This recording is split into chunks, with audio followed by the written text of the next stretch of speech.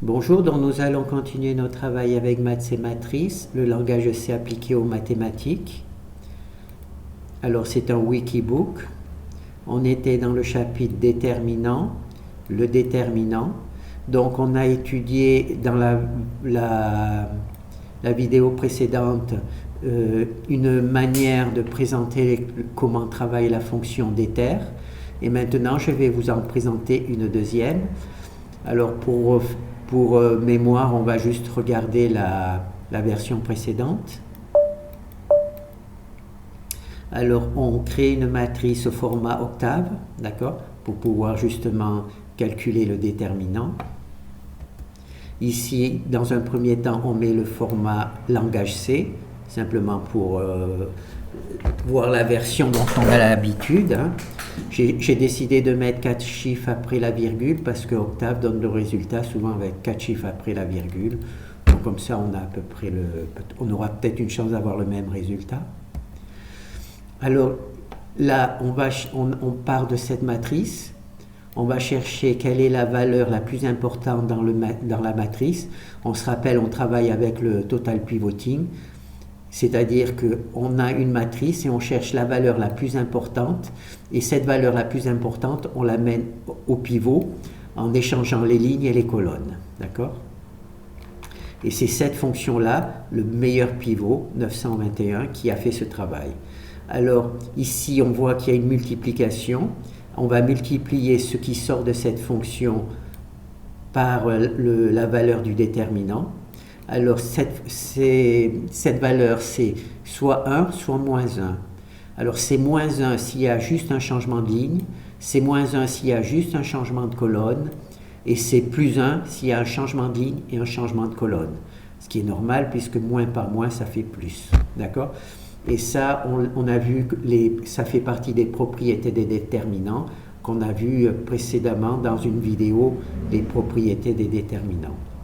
Donc là, on a le meilleur pivot, d'accord ? On va mémoriser ce meilleur pivot. Et quand on va appeler la fonction suivante, ce meilleur pivot va se trouver en 1 avec 0 sous le pivot.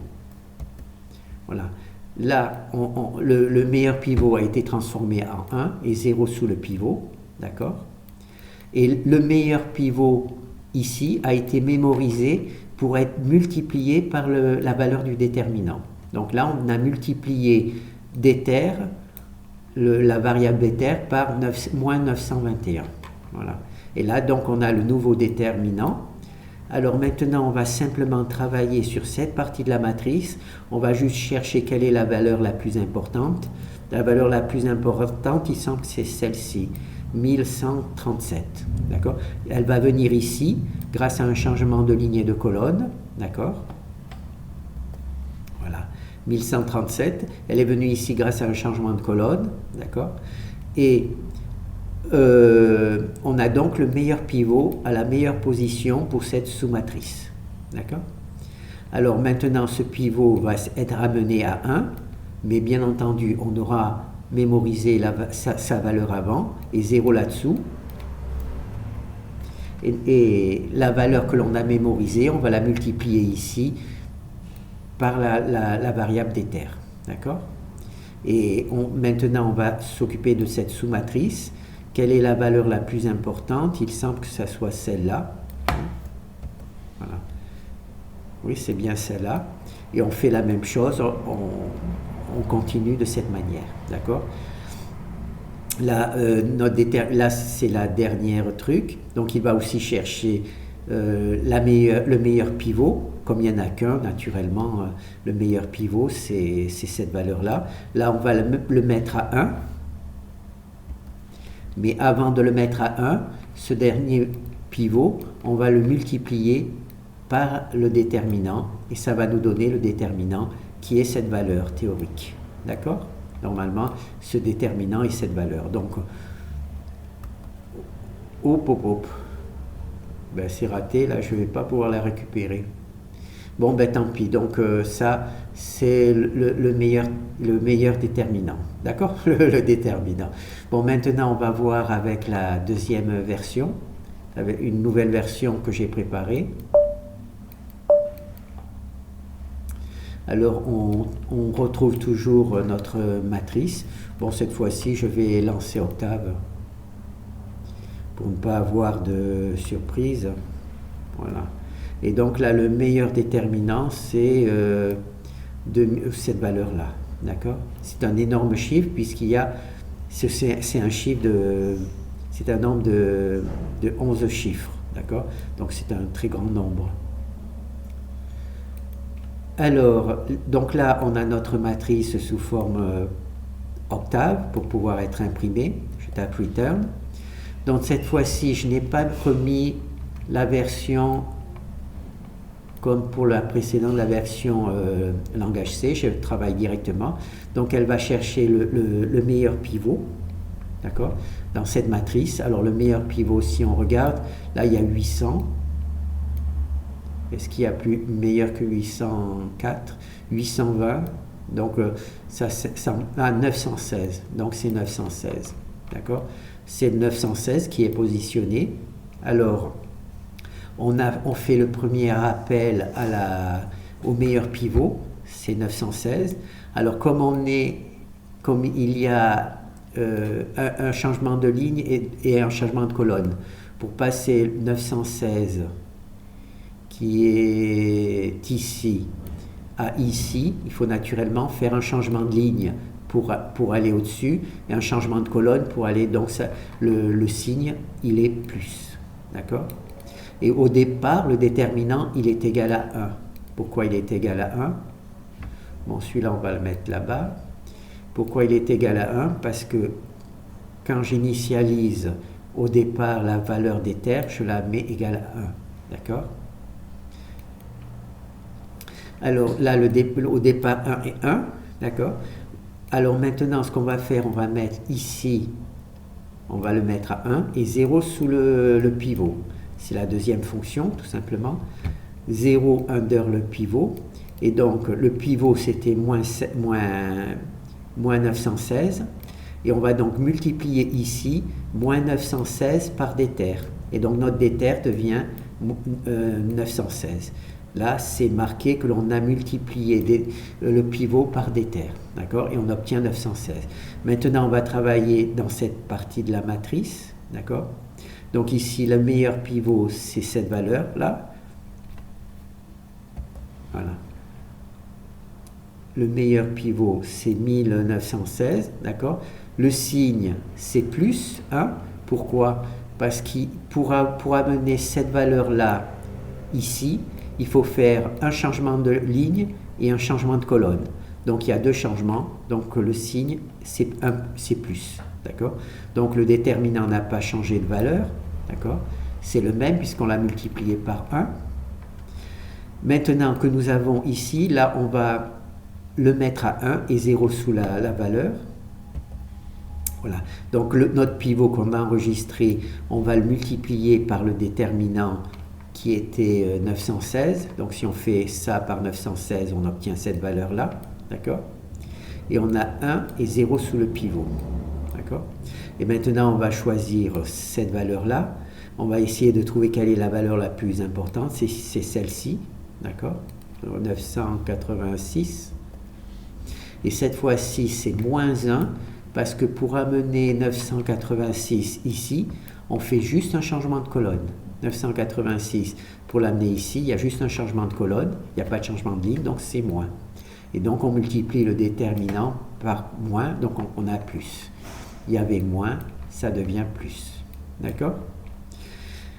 Donc maintenant, on va tout simplement refaire 0 sous le pivot. Voilà. Alors le 986, on va le multiplier par l'ancien d'éther. D'accord? Et on obtient cette valeur-là.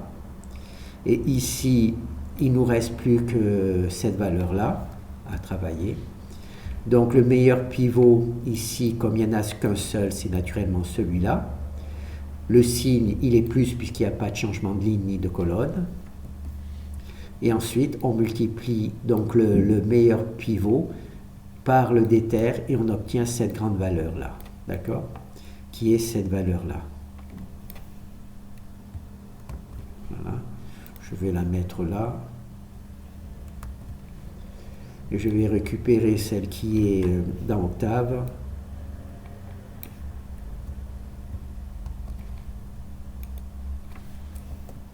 Voilà, on obtient exactement les mêmes valeurs pour Octave.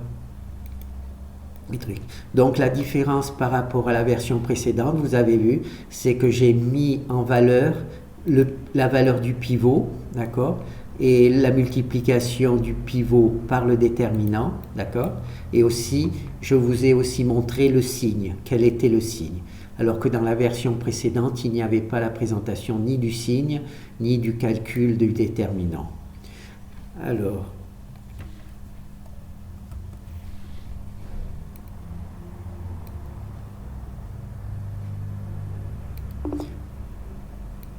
Alors ce travail est intéressant d'un point de vue, comment ça s'appelle, d'un point de vue visuel pour bien comprendre l'algorithme, comment il fonctionne, mais aussi il y a aussi tout un travail à l'intérieur qu'il faudra étudier, c'est-à-dire regarder par rapport à la fonction d'éther,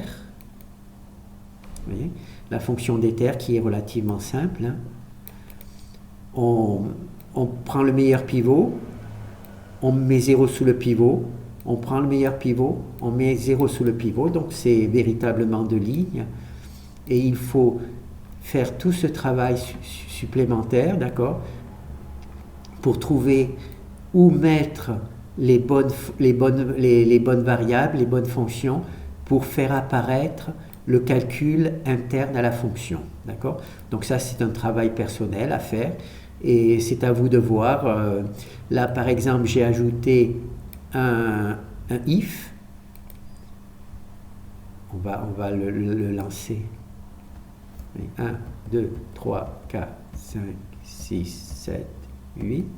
Voilà, j'ai rajouté un if ici pour que la présentation soit de cette manière.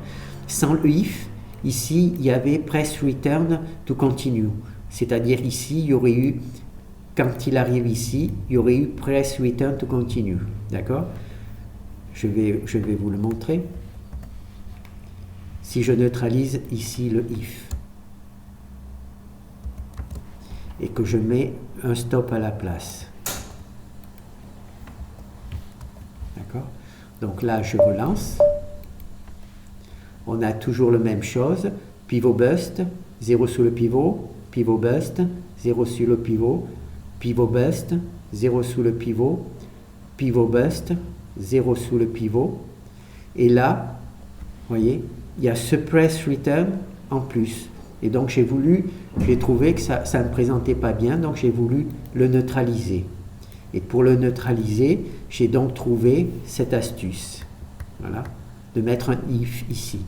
Donc ça, ensuite, peut-être que vous trouveriez une autre manière de faire cette présentation.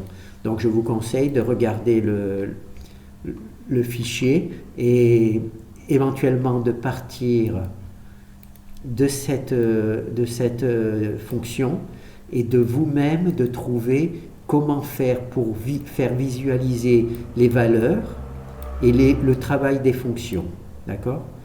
Donc ça, dans un premier temps, j'ai fait une vidéo où on voit que le travail des fonctions sans les valeurs. Vous pouvez peut-être faire la même chose. Hein, et ensuite, rajouter une deuxième version où vous présenteriez comment les valeurs sont modifiées à travers cette fonction. Voilà, merci.